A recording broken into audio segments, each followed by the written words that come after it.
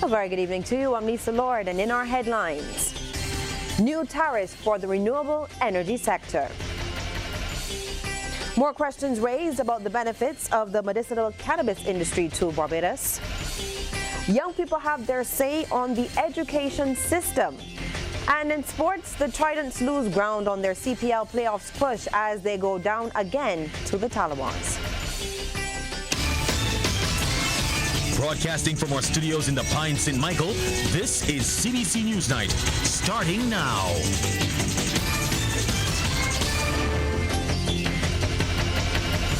And in our top story, the Fair Trading Commission has announced a set of new tariffs to govern the renewable energy sector over the next 20 years. During a media briefing at the FTC's Manor Lodge headquarters, Chairman Tammy Bryan said that they will cover the various methods through which people generate and sell up to 1 megawatt of power to the Barbados Light and Power Company Limited. It's estimated the tariffs will mean more than $50 million in savings in electricity costs for householders, guarantee a stable rate of return for investors, and put Barbados on a path to energy efficiency by 2030. FTC Chairman Tammy Bryan says the first round of the program will run from next month until December 31st, 2021, or until the allocated 32.7 megawatts expire. The feed-in tariff rate for solar systems up to 10 kilowatts is 42.7 cents per kilowatt hour, while the rate for solar systems size 500 kilowatts to 1 megawatt is 36.25 cents per kilowatt hour. Ms. Bryan says special provisions have been made for shared renewable energy projects at the community level. This is for persons who individually may not have adequate rooftop space or ground space, or may not be able to get the necessary financing, but can form a collective with neighbors or associates to create their own renewable energy projects. The criterion for this option is that there must be at least 15 residential customer investors with no single entity or individual owning more than 50% of the project. Meantime, Director of Utility Regulation, Dr. Marsha Atherley Ikeshi, says the new tariffs have been calculated at a rate that will allow investors to recover costs, cover any loans taken out, and see a reasonable rate of return. And consumers should actually see a reduction in the cost of electricity over the 20-year period the tariffs will be in effect. The average cost for the RA would be 30.61 cents, while that under floor clause adjustment, as is convention right now, would be 31.1 cents. We anticipate an overall savings in nominal terms of Barbados $53.3 million over the period. And that is obviously based on the information that we have to hand at this time. Now, the feed-in tariff will replace the existing renewable energy rider, but existing customers will be allowed to maintain their current arrangements with the BL&P over the 20-year period. New licenses will be issued, and holders are required to stick to certain stringent requirements, or those licenses could be revoked.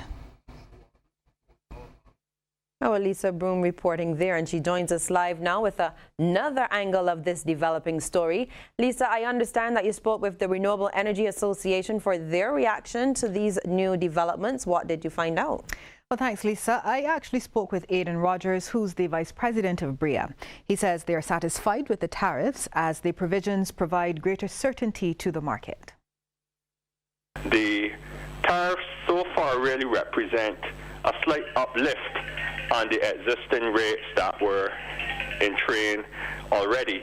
So there's really no disadvantage to anyone in the sector per se, because at least up to the 500 kilowatt threshold that was previously in place for the 41 cents, there's actually been a slight increase in some of the rates.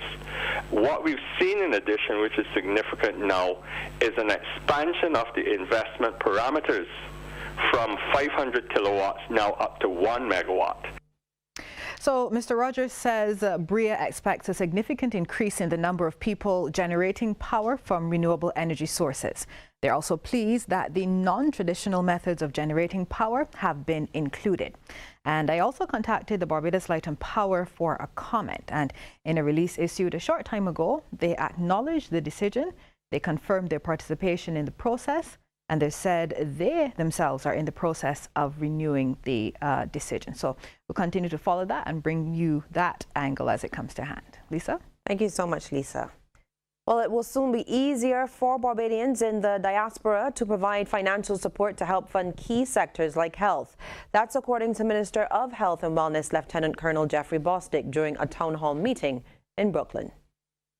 You've been experiencing some difficulties, some of you, from time to time in terms of being able to make that happen.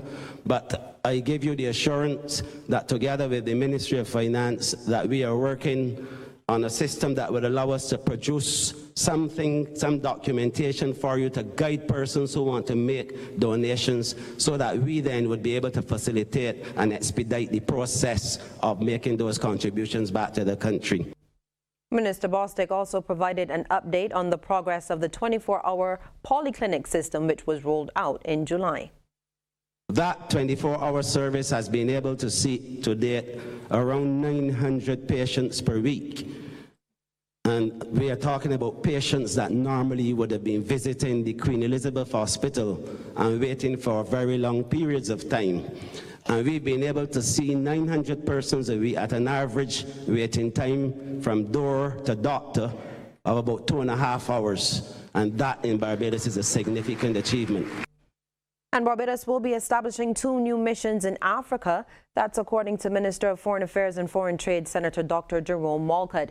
He says despite being independent for over 50 years, Barbados has continued to slavishly target the same markets, namely North America, Canada, the UK and Europe. But recognizing the growth of African countries, government believes it is time to create linkages with the continent. The average growth rate of African economies is about 6%. Recognizing that Africa perhaps has almost 500 billionaires, and we've been avoiding this massive continent for several years. So we've embarked on an issue in terms of moving towards Africa, in terms of having relations with Ghana. We expect to establish a mission there later this year. We've gone to Morocco in Northern Africa, and we also will be establishing a commercial mission there in Casablanca, hopefully later this year. Meantime, Prime Minister Mia Motley says she discussed a joint summit with Kenya's President Uhuru Kenyatta during his official visit. We agreed that when I become chair of CARICOM, hopefully in January, on the eve of the Commonwealth Heads of Government meeting, that we shall have a CARICOM Africa Summit, because not every country in Africa is a member of the Commonwealth. But the time has come for us to make sure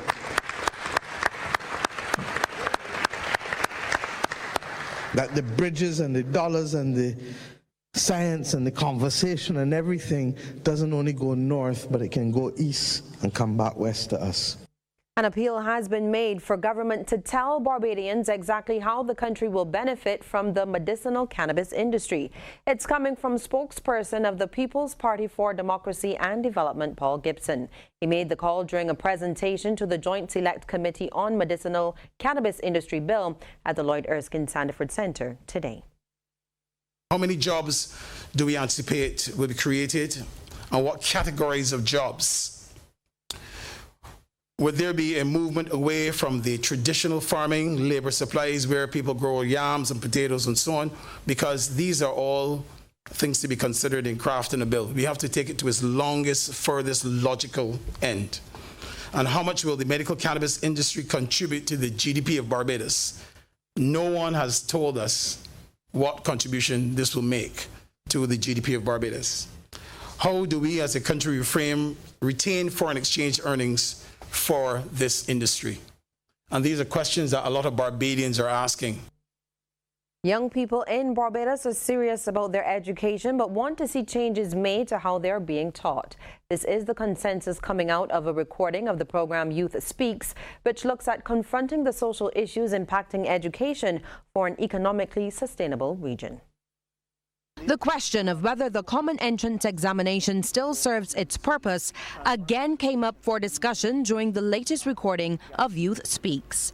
While there was support for and against its abolition, the president of the Students' Guild at the University of the West Indies Cayfield campus, Thatcher Luton, says the delivery of education on a whole needs to be relooked. Do we want our students to leave high school, leave primary schools just academically based, not socially engaged, not skill based? So it starts from there. It starts from there, then it pushes down to the parent who is guiding the child, and then the child themselves. Her point was supported by Barbados CARICOM Youth Ambassador Chad Monerville, who says we cannot only focus on academia. For Barbados to output the new Jeff Bezos or the new Mark Zuckerberg, we need persons to think creatively.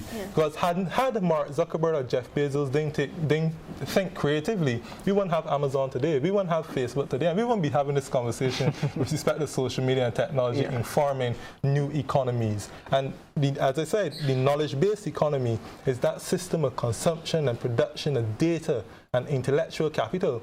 And for intellectual capital to come about, we need to have critical thinking and we need to have data creation. The whole issue of students' mental health was also raised.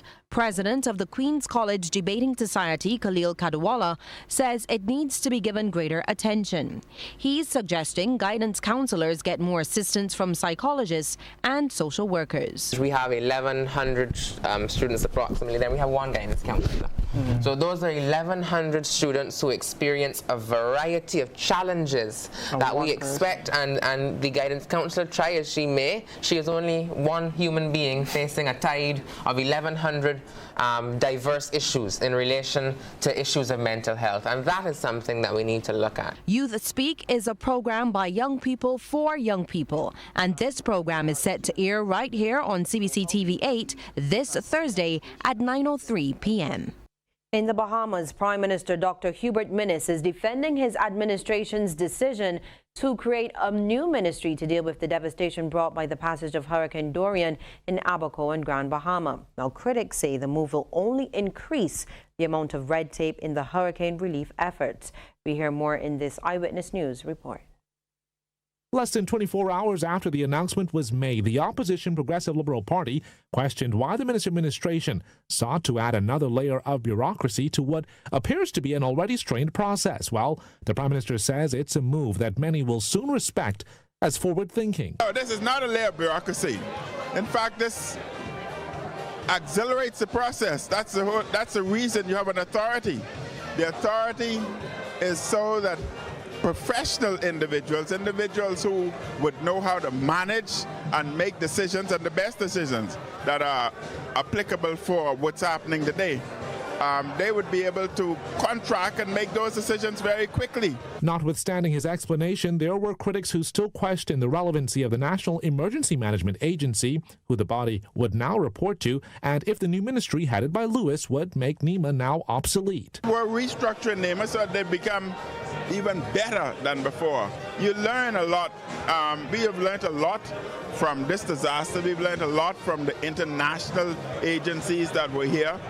They were very impressed with our organization, but still, you take it to another level. In Jamaica now, President of the opposition People's National Party, Dr. Peter Phillips, says the next PNP government will pass a paternity leave law. Now, the legislation would allow fathers time off from work at the birth of their child. Let me say it plainly, we're not talking if you have 8 baby mothers, you're not getting 8 leave. That's not what we're talking about. But you would also have to have things like your admission, that it is your child. It's not intended to be a free-for-all. You have to accept responsibility. It is the acceptance of responsibility that we are intending to drive with this. Dr. Phillips adds that rules would have to govern paternity leave, similar to how there are specific provisions for maternity leave. The acceptance of responsibility is not just that you say, yeah, am I you with that, but that it carries other responsibilities. The leave is not intended for you to go Cayman and spark with the leave and follow racehorse and bet per horse. it is intended for you to become involved in the life of the child. Farmers in Belize who have been impacted by the drought are in for emergency assistance from the government. Prime Minister Dean Barrow announced a state of emergency is to be declared in parts of the country due to the prolonged drought that is impacting agriculture and other sectors. We have a report from Channel 5. Belize is experiencing the worst period of extreme dry weather in almost 4 decades, and farmers in the north, particularly in the Orange Walk and Corozal districts, are hardest hit by the extended drought. It is anticipated that thousands will be affected by below-average precipitation, which will have a substantial impact on the ecosystem as well as the agriculture of northern Belize, mainly cash crops and livestock production. This infernal drought, which has so confounded us, the Ministry of Agriculture puts the losses suffered in consequence of the drought currently as being in excess of $50 million. The effects of the drought have only made worse an already delicate agriculture sector, taking into consideration recent contractions in citrus, the reduction in international sugar prices, and serious challenges faced by both banana and agriculture subsectors. The impact of the weather-related phenomenon directly threatens food security, since agriculture is a mainstay in economic resiliency. That in mind, the Central Bank of Belize, along with the Ministry of Finance and the Ministry of Agriculture, have put together a working group comprising the banking and agricultural sectors to offer emergency relief to farmers.